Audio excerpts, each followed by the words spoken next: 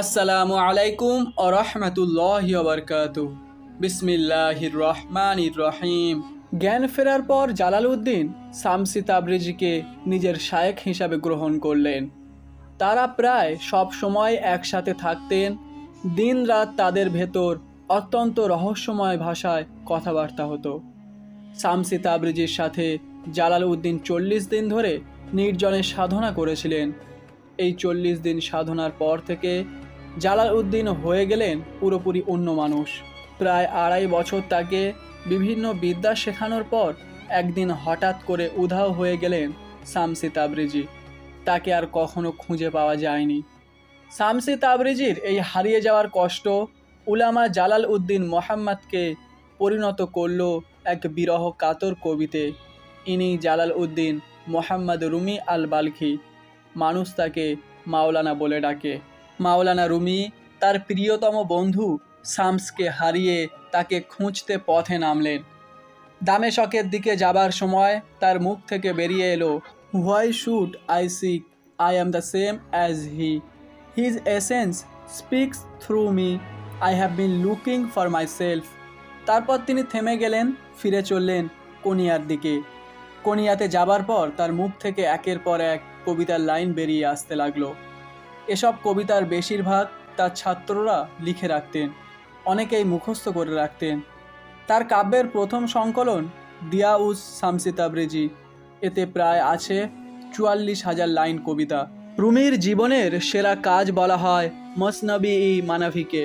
শিষ্য হুসামউদ্দিন চেলেবির অনুরোধে তিনি মসনবী মানাভি লেখার অনুমতি দেন। মসনবীর ভূমিকায় মাওলানা বলেছেন, this is the book of the Masnavi and it is the roots of the roots of the roots of the religion and it is the explainer of the কোরআন।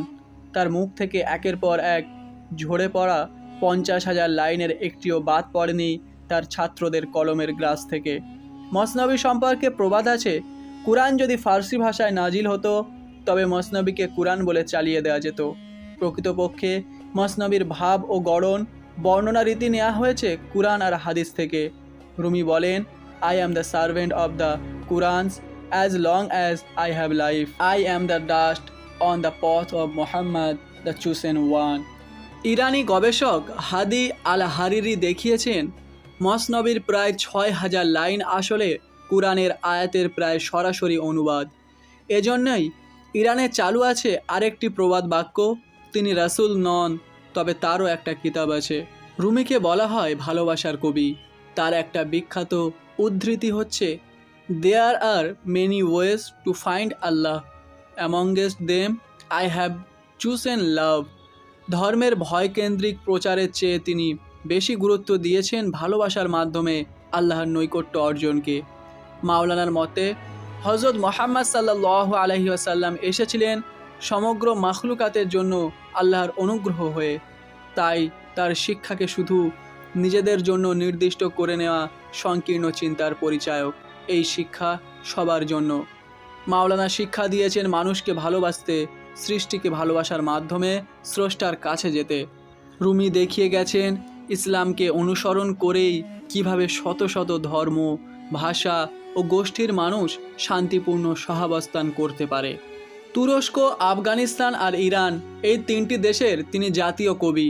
তুর্কিরা তাকে ডাকে মেভলানা, আফগানরা মাওলানা আর ইরানিরা মৌলভী।